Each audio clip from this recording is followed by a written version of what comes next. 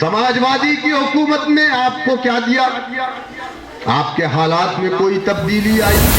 ऐसे शिकारी से होशियार रहने की जरूरत है।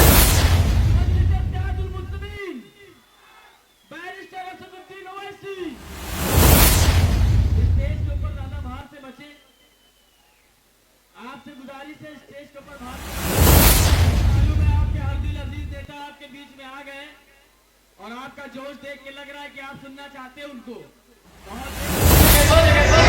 अपनी अपनी जगह पर बैठ जाए सब। शौकत भाई जिंदाबाद।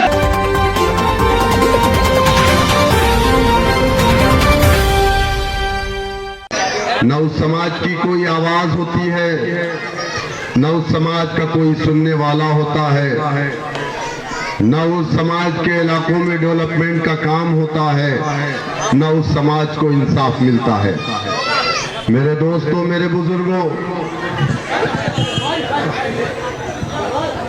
आप जानते हैं कि बहुत कम वक्त बचा है। उत्तर प्रदेश के अंदर बल्दिया का यानी लोकल बॉडी का इलेक्शन होने वाला है। इस लोकल बॉडी के इलेक्शन में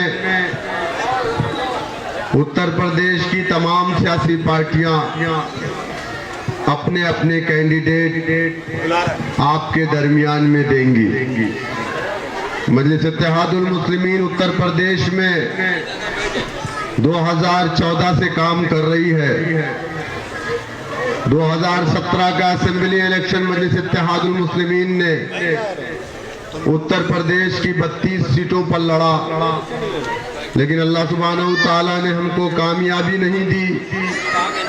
लेकिन अल्लाह सुब्हानहू ताला की जात से हम मायूस नहीं हुए कि 1947 में वतन अजीज जब आजाद हुआ, इस मुल्क के अंदर 2 सियासी पार्टियां थी। एक पार्टी का नाम कांग्रेस पार्टी था, दूसरी पार्टी का नाम इंडियन यूनियन मुस्लिम लीग था। मेरे दोस्तों, मेरे बुजुर्गों, हमारे बड़ों ने इसी लखनऊ के अंदर 1947 में दिसंबर के महीने में रिफाए आम कलम में एक कन्वेंशन बुलाया और हिंदुस्तान के तमाम दानिश्वर मुसलमानों को इकट्ठा किया। पूरे मुल्क से दानिश्वर मुसलमान इकट्ठा हुआ। उस कन्वेंशन, उस इजलास की सदारत मौलाना अबुल कलाम आजाद अलैहिर्रहमा ने की थी।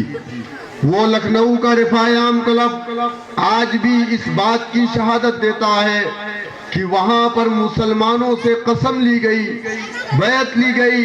मुसलमानों से कहा गया कि ऐ मुसलमानों, वतन अजीज आजाद हो गया है। इस मुल्क के अंदर 2 सियासी पार्टियां हैं, लेकिन एक पार्टी जो सेकुलर पार्टी है, तमाम कौमी भाइयों को लेकर के साथ में चलने वाली पार्टी है। मुस्लिम लीग को कहा गया कि ये मुस्लिम लीग एक फिरका परस्त जमात है। मुस्लिम लीग एक मखसूस तबके की पार्टी मालूम होती है, इसलिए हम मुस्लिम लीग के साथ नहीं जाएंगे।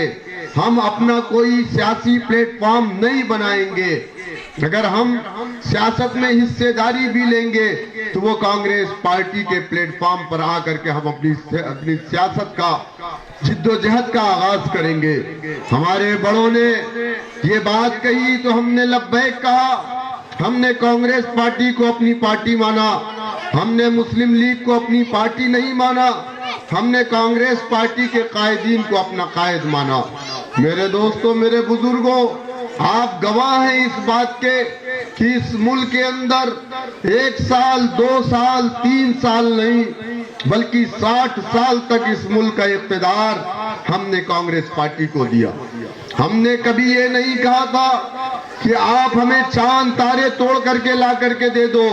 हमारे उलमा इकराम ने मुल्क को आजाद करवाने के बाद वापस अपने मदारिस, मसाजिद, खानका, दरगाहों को चले गए और इस मुल्क की बागडोर कांग्रेस के हाथों में दे दी। और सिर्फ यही कहा था कि जो भी आप करिएगा, हुकूमत का काम ये है कि जात पात की बुनियाद पर, मजहब की बुनियाद पर नहीं, बल्कि वो इंसानियत की बुनियाद पर इंसाफ करेगी। लेकिन मेरे दोस्तों, मेरे बुजुर्गों, क्या ये बात गलत नहीं है कि Sachar committee, Ranganath Mishra commission, Kundu commission, Mahmoodur Rahman committee, Bhopal commission की रिपोर्ट ये कहती है कि हिंदुस्तान का मुसलमान दलित से बदतर अपनी जिंदगी को गुजार रहा। कौन जिम्मेदार है? वतन अजीज जब आजाद हुआ, आजादी के बाद इस मुल्क के अंदर सरकारी नौकरियों में हमारी तादाद 34% थी। मौजूदा वक्त में हमारी तादाद सरकारी नौकरियों में 1% भी नहीं है। कौन जिम्मेदार? क्या मुसलमान इसका जिम्मेदार है? क्या मजलिस इत्तेहादुल मुस्लिमीन इसकी जिम्मेदार है? क्या हमारी पार्टी के राष्ट्रीय अध्यक्ष जनाब बैरिस्टर असदुद्दीन ओवैसी साहब इसके जिम्मेदार हैं? नहीं मेरे दोस्तों, कांग्रेस के दौरे इख्तिदार में 1, 2, 3, 4, 5 नहीं, 30,000 से जायद दंगे इस मुल्क के अंदर हुए। और वो दंगे हुए नहीं, बल्कि एक मुनज़्ज़म मंसूबा बंद साजिश के तहत वो दंगे करवाए गए। और वो दंगे उन्हीं इलाकों में हुए जहां पर मुसलमानों की तादाद ज्यादा थी, जहां मुसलमान अक्सरियत में था, वहां पर करवा करके मुसलमानों को कमजोर कर दिया गया, उनके कारोबार को बर्बाद कर दिया गया। मुसलमान मजबूर हो गया। जिस फैक्ट्री का मालिक मुसलमान होता था, आज उसका बेटा, उसका पोता उसी फैक्ट्री में जाकर के एक लेबर की नौकरी कर रहा है।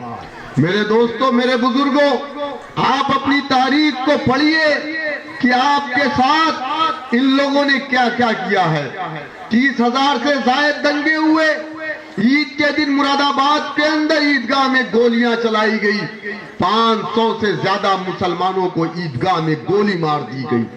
आज तक 37 साल बाद भी उनके ऊपर एक सिंगल FIR नहीं हुई।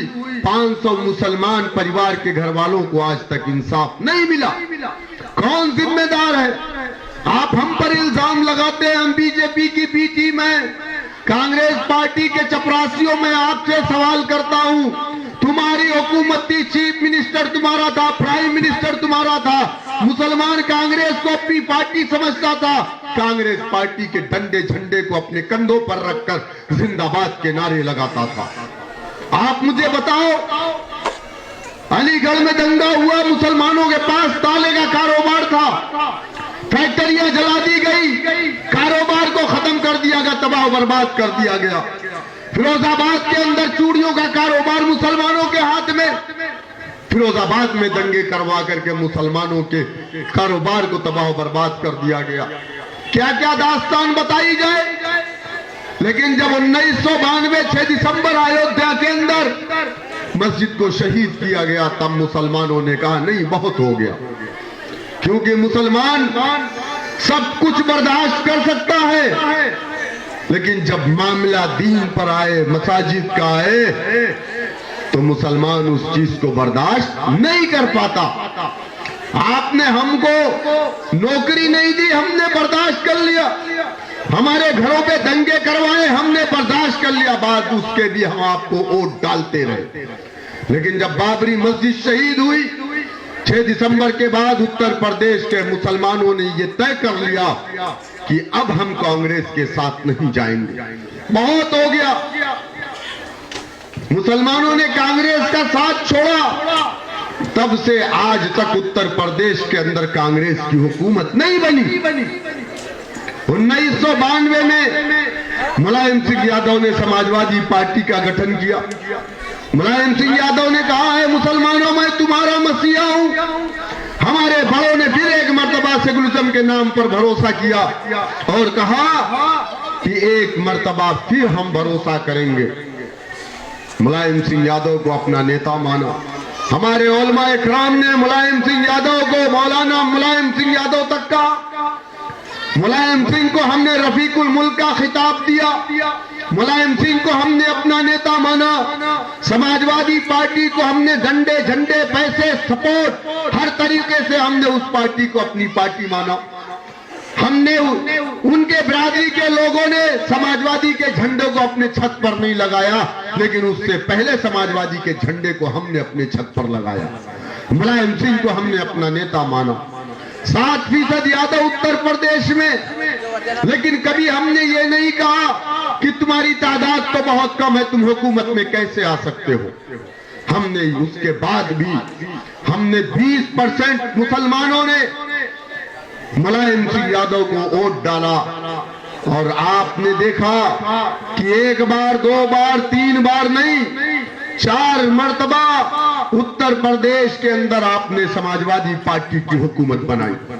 आप बताइए मुझे, यादव परिवार आगे बढ़ गया, यादव समाज आगे बढ़ गया। यादव समाज 7% उत्तर प्रदेश में, 50% से ज्यादा सरकारी नौकरियों में है। आपको क्या मिला? क्या मिला? मुलायम सिंह का परिवार चार्टर्ड प्लेन से घूमता है, और मुलायम सिंह के साथ जिन मुसलमानों ने अपना खून और पसीना एक किया था समाजवादी पार्टी को बनाने के लिए, उसका पूरा परिवार 2.5 साल तक जेल की सलाखों के पीछे था। क्या मिला? जिस आजम खान को मिनी चीफ मिनिस्टर कहा जाता था, आज उस आजम खान से वोट देने का अधिकार भी छीन लिया गया। आप बताइए, आप समझते हो आपके साथ इंसाफ होगा? अरे जो ताकतवर थे, जिनकी चूती बोलती थी, जिनके नाम पर आपके काम हो जाते थे, जिनके साथ खड़े होकर के आप फख्र और गुरूर समझते थे, वो आजम खान आज मजबूर और लाचार है। आज मीडिया के सामने मीडिया ने कहा आजम भाई कुछ बोलेंगे, उन्होंने कहा मेरे पास बोलने के लिए अल्फाज नहीं रह गए। लेकिन वो परिवार जो सैफई में है, आज उस परिवार के पास क्या नहीं है?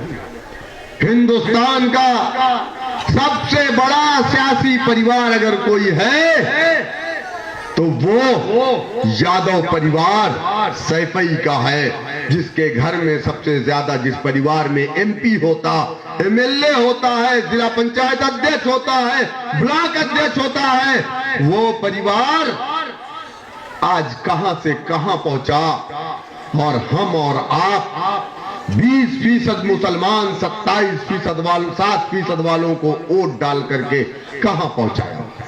क्या मिला आपको? 27% मुसलमान जेल की सलाखों में उत्तर प्रदेश के अंदर, और आबादी कितनी है? 20%। ये नाइंसाफी नहीं है?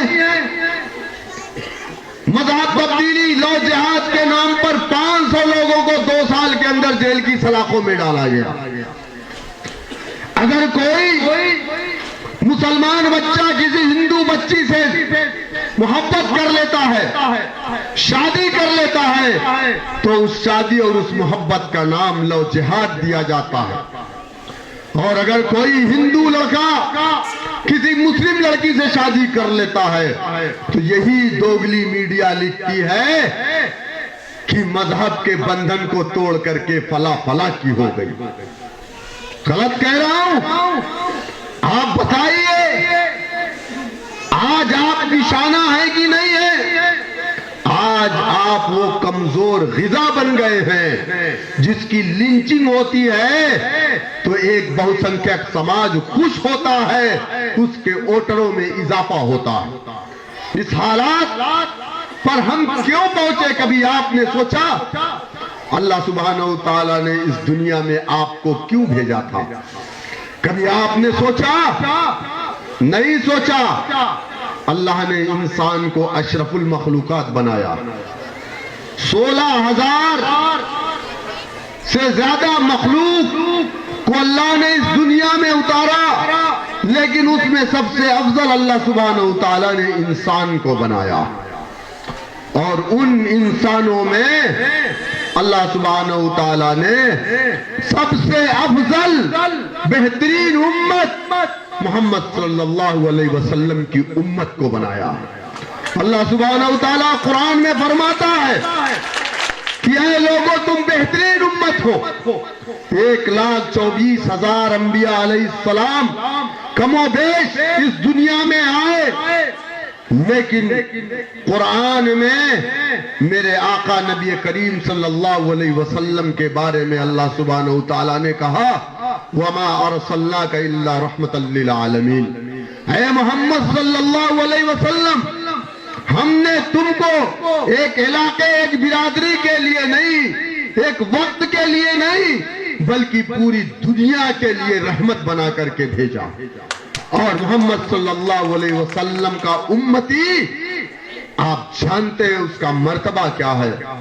नूह अलैहिस्सलाम ने इस दुनिया के अंदर 1, 2, 3 साल नहीं, 950 साल तक दावत व तबलीग का काम किया और उनकी बीवी भी ईमान नहीं लाई। नूह अलैहिस्सलाम को जब कुफ्फार मारते, बांध करके गड्ढे में डाल देते, फरिश्ते खोलते। जब नूह अलैहिस्सलाम की बीवी ने कहा कि ऐ लोगों क्यों मारते हो, ये तो पागल है, दीवाना है, तब नूह अलैहिस्सलाम ने कहा कि अल्लाह तू इंतकाम ले ले। जब उनकी बीवी ने अपने शौहर को, जो पैगंबर थे, उनको दीवाना और पागल कहा, तब नूह अलैहिस्सलाम ने कहा अल्लाह तू इंतकाम ले ले। उस नूह अलैहिस्सलाम को अल्लाह सुब्हानहू तआला जन्नत में दाखिल करेगा तो उम्मत मोहम्मदिया की शहादत पर दाखिल करेगा। ये मर्तबा आपका है। अल्लाह सुब्हानहू तआला ने इस दुनिया में हमें क्यों भेजा? क्या हमारा काम सुबह उठना, बड़े का कीमा, पाया, नहारी, कुंचा, नाश्ता करना, फिर घर में सो जाना, फिर दोपहर में अम्मा खाना बनाई, बिरयानी खा लेना, फिर शाम को बेहतरीन डिश खा करके सो गए? क्या हमारा यही काम है? इसलिए हम दुनिया में भेजे गए। अल्लाह सुब्हानहू तआला फरमाता वमा खलक़तुल जिन्न वल इंसा इल्ला लियअबुदून। हमने इंसान और जिन्नात को इस दुनिया में अपनी इबादत के लिए पैदा किया। अपनी इबादत का मकसद क्या? नमाज पढ़ लेना सिर्फ इबादत नहीं है, यकीनन नमाज फर्ज है। आखिरी सांस तक जब तक आपको होश है नमाज माफ नहीं है। ज़कात साहिब हैसियत पर फर्ज है, लेकिन अगर आप नमाजी है, हाजी साहब है, ज़कात भी निकालते हैं, सब कुछ करते हैं, अगर आपके पड़ोस में किसी गरीब के साथ नाइंसाफी हुई और आप खामोश हैं, उसको इंसाफ दिलाने के लिए आप खड़े नहीं होंगे, तो आपकी नमाज भी जाया, आपकी ज़कात भी जाया, आपके सदकात भी जाया।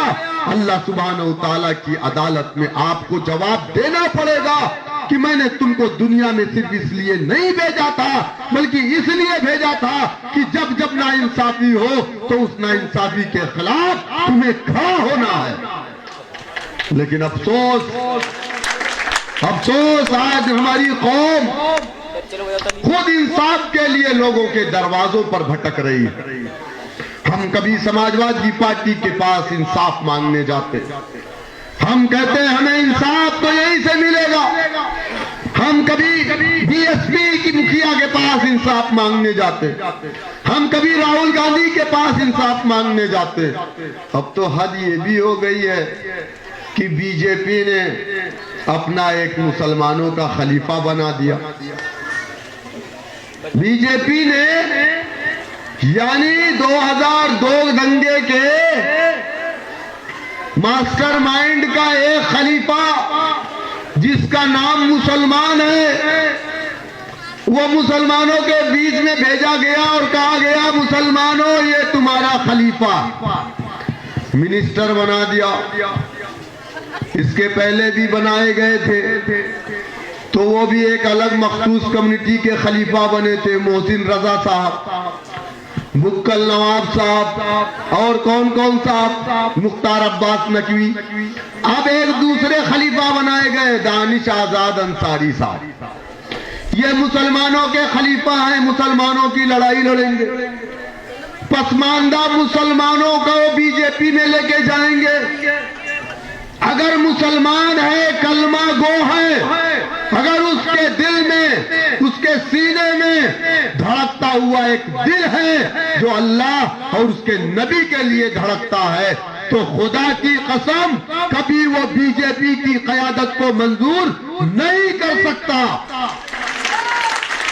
हाँ, इतना जरूर है कि अगर उसका ईमान यजीद जैसे लोगों पर है तो यकीनन वो जा सकता है, लेकिन हुसैन वाला कभी ऐसे लोगों की क़यादत को तस्लीम नहीं करेगा, अपनी गर्दनों को कटा देगा।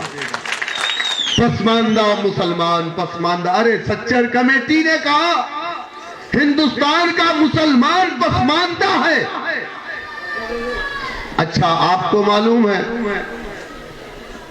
341 क्या है? आप जानते हैं 341 धार्मिक आधार पर मुसलमानों को रिजर्वेशन नहीं मिलेगा। अगर धोबी मुसलमान है तो वो एससी की कैटेगरी में नहीं आएगा। अगर हिंदू है तो उसको रिजर्वेशन मिलेगा, एससी है वो। तो ये जो पाबंदी लगाई गई है सही है या गलत? मेहतर है, मुसलमान है तो उसको रिजर्वेशन का लाभ नहीं है। अगर हिंदू मेहतर है तो उसको रिजर्वेशन का लाभ है। ये धर्म के आधार पे भेदभाव नहीं है। मैं दानिश आजाद अंसारी साहब आपसे कहना चाहूंगा, आप जानते हैं एक तरफ तो आपकी पार्टी और आप मुसलमानों के खलीफा बन गए और आप कह रहे हैं कि बीजेपी ही मुसलमानों को इंसाफ दिलाएगी। अरे बीजेपी के प्राइम मिनिस्टर मुख्यमंत्री थे, 2500 मुसलमानों का कत्लेआम अहमदाबाद की सड़कों पर हुआ। हमारी बहन बिल्किस बानो के साथ जिन लोगों ने जिना किया, बच्चे के सामने जिना किया, उस हमारी बहन के जानी जिन लोगों को अदालत ने मुजरिम करार दिया, जुर्म साबित हो गया, तुम्हारा होम मिनिस्टर ऑर्डर करता है और उसने जेल से बाहर कर दिया जाता है। दानिश आजाद अंसारी साहब, क्या आपके मुंह में जबान है कि तुम ये बात कह सकते हो कि बिल्किस बानो के साथ जिन लोगों ने, जिन कुत्तों ने, जिन जालिमों ने जिना किया था, अगर उनको छोड़ा गया तो ये मुसलमानों के मुंह पे तमाचा मारा गया? लेकिन तुम नहीं कह सकते, क्योंकि तुम तो वो तोते हो जिसको जितना सिखाया जाता, बोलते ना बोल मेरे मिट्ठू, बोल मेरे मियाँ मिट्टू, ऐसे ही बोलते ना, बोल मिट्टू, ये उसको सिखाते तो मिट्टू उतना ही बोलता है। तो ये खलीफा साहब जो आए हैं ना, ये उतना ही बोल पाते हैं जितना इनके आका ने इनको सिखाया। मेरे दोस्तों, मेरे बुजुर्गों, बहुत सारे ऐसे लोग हैं जिनका नाम मुसलमानों जैसा है, बीजेपी की वकालत करते हैं, लेकिन क्या मकसद है आप समझते होंगे।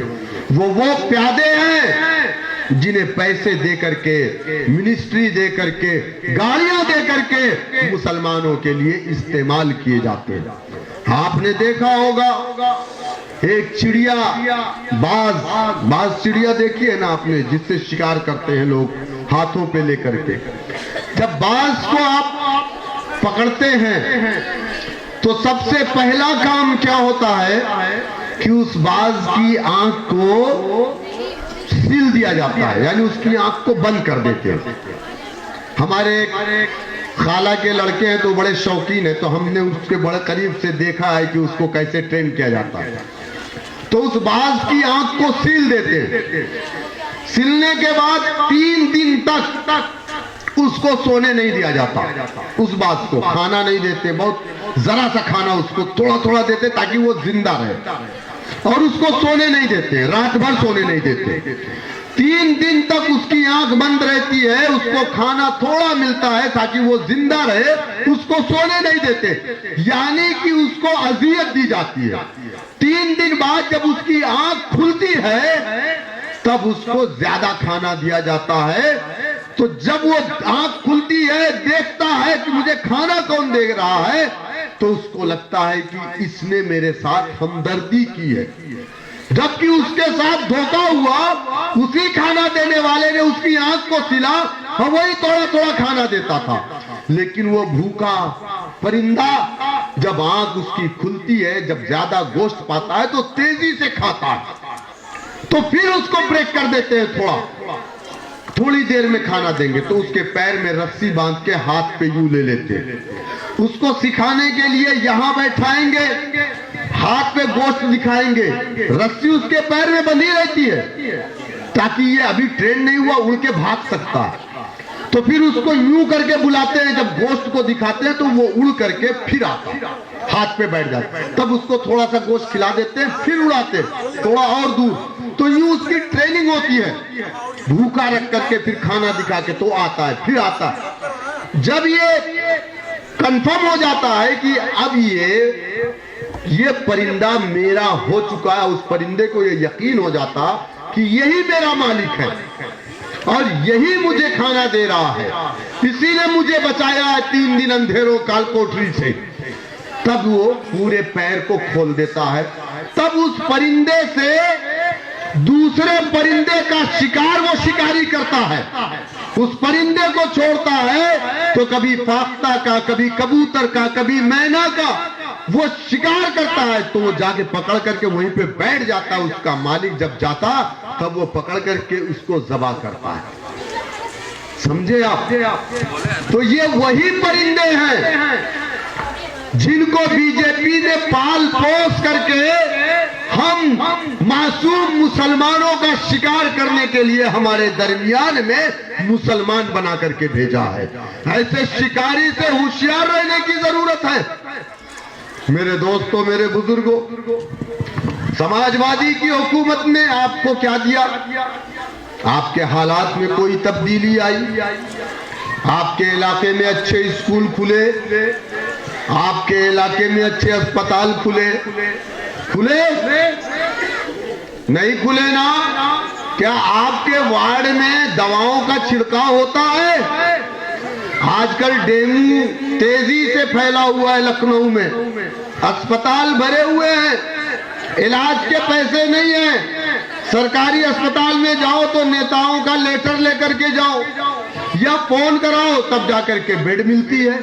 जब तक बेचारा मरीज, उसकी प्लेटलेट डाउन हो जाती, मर जाता है। आप मुझे बताइए कि ये सरकार क्या पीने का साफ पानी आपके घरों तक पहुंचा रही है? अगर आपके घरों में पीने का पानी बाहर से खरीद करके ना आए या आपके यहाँ बोरिंग का पानी ना मिले तो शायद आपको पीने का पानी भी ना मिले। 75 सालों में इन नाम नेहाद लोगों ने पीने का साफ पानी भी आवाम को नहीं पहुंचाया। मेरे दोस्तों, मेरे बुजुर्गों, मैं आपसे यही कह रहा था कि जिन समाज के लोगों ने सियासत में हिस्सेदारी ली, आज वो समाज कहां है? आज उसका बच्चा डीएम है। आज हर थाने में समाजवादी की सरकार आती तो एसएचओ कौन होता है? एसपी कौन होता है? डीजीपी कौन होता है? आईजी कौन होता है? डीआईजी कौन होता है? बताओ मुझे। यादव जी होते। बीजेपी सरकार आई, हर थाने में कौन है? ठाकुर साहब है या पंडित जी है? आप कहां है? आपका बेटा कहां है? यादव का बेटा सरकारी नौकरी में। कोई ऐसा घर यादव का नहीं है जिस घर का एक बच्चा सरकारी नौकरी में ना हो। मुसलमानों, तुम्हारा बेटा कहां है? 3 घर के बाद 4थे घर में एक बेटा जरूर जेल की सलाखों के पीछे। क्या मेरी बात गलत है? 20% आबादी, 27% जेल की सलाखों में। इसी नाइंसाफी के खिलाफ अगर हम आवाज उठाते हैं तो लोग कहते हैं खामोश, तू तो बीजेपी की बी टीम है, तुम हमें कहते रहो। लेकिन हम नाइंसाफी के खिलाफ बोलते रहेंगे क्योंकि हमें दुनिया वालों को जवाब नहीं देना है, आसमान वाले को हमें जवाब देना है। हम उसकी अदालत में खड़े होंगे। लेकिन सुन लो, हम पर इल्जाम लगाने वालों, तुमको भी अल्लाह सुब्हानहू तआला की अदालत में जवाब देना पड़ेगा। तुमने हम पर जो इल्जाम लगाया था वो सही था या गलत था, इसका जवाब अल्लाह सुब्हानहू तआला की अदालत में देना पड़ेगा। मेरे दोस्तों, मेरे बुजुर्गों, हमारे साथ आज जो हो रहा है, लव जिहाद के नाम पर जेल, ट्रिपल तलाक हमारी शरीयत में मुदाखलत की गई। अच्छा बताइए कि ट्रिपल तलाक कानून, मेरी माँ बहनें बैठी है इसलिए मैं ये बात कह रहा हूं, अगर कोई शौहर, जो कानून इन लोगों ने बनाया है, आप सोचिए कि इस कानून के पीछे इनका मकसद क्या है। अगर कोई मर्द अपनी बीवी को एक बार में 3 तलाक दे देता, पहली चीज तो ये होना नहीं चाहिए। अगर दे देता है तो हमारा जो कानून आया है नया ट्रिपल तलाक पर बनाया गया है, इस कानून के मुताबिक वो तलाक माना नहीं गया।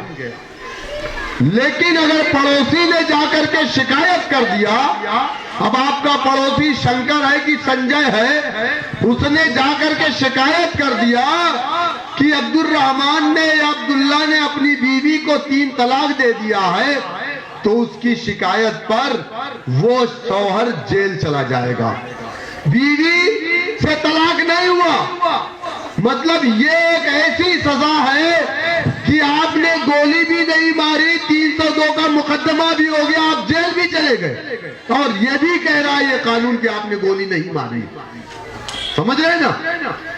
इसके पीछे का मकसद आपने नहीं समझा। जब आप जेल चले गए तो आपके और बीवी के बीच में क्या रिश्ते बाकी रहेंगे? उस बीवी का क्या होगा जो घर के अंदर है और शौहर जेल में है?